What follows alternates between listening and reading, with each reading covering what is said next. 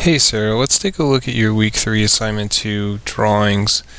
The drawings that you have in place here, I think you've got a good object to work with. It definitely fits the requirements, and then I would say and then some by a little bit, because you have this kind of inner drawer where it is inset. You have an object within that area that's interacting with it, and then you got the little extra details like the handles and the wheels on the base of the object. So it's definitely a good object to work with.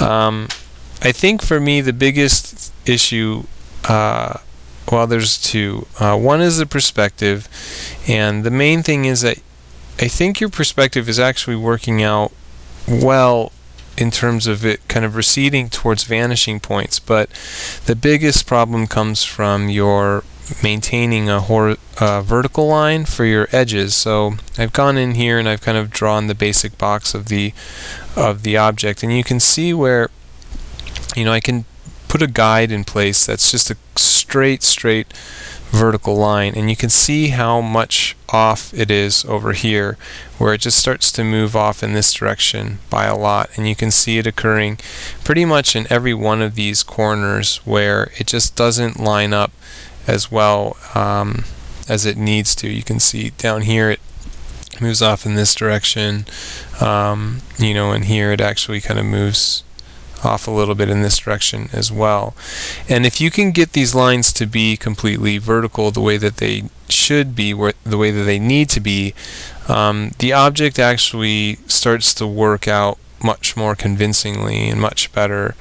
But I think when it's not in place, it just feels very off kilter. It feels very asymmetrical, and you can see this is occurring on the 1 point as well. So that's definitely one thing that you're going to want to get down before you even apply any marker onto anything.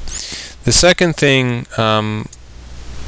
would be just a value distinction. You need to have something in place here that's going to give us the kind of difference between, say, the inside of this kind of cabinet where it kind of moves inward, and I think you actually need to go in and draw the perspective of that as well.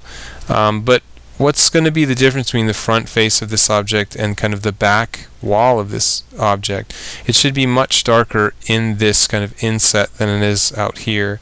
And if you have any type of lighting situation, you have to go in and say, you know, it'd be lighter on the top than it would be on this side, and you have to go in and make that distinction through the value.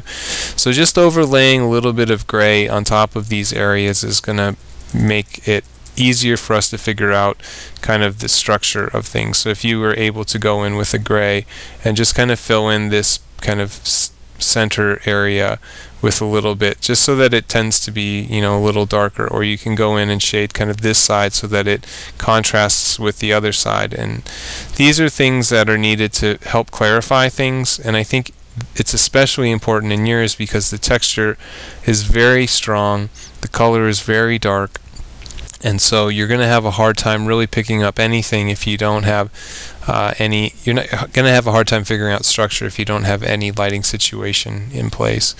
So that's kind of the two biggest things that I would say. I think your texture may be a little overworked, but I actually think if you can get the value stuff in place, it might take away from the texture a little bit, and it might actually integrate the texture a little bit better overall. So I'm gonna kind of hold my judgment on that for now, but I would definitely need to see value being applied in the next assignment to see if that judgment is true or not. I think you know, you need to make sure that, you know, little things also, like little details, are lining up. The handles, you know, for instance, one is lower than the other, which shouldn't be for the 1 point. We should be able to see some cast shadows in place down at the bottom, and along kind of from the handles would be casting a shadow as well.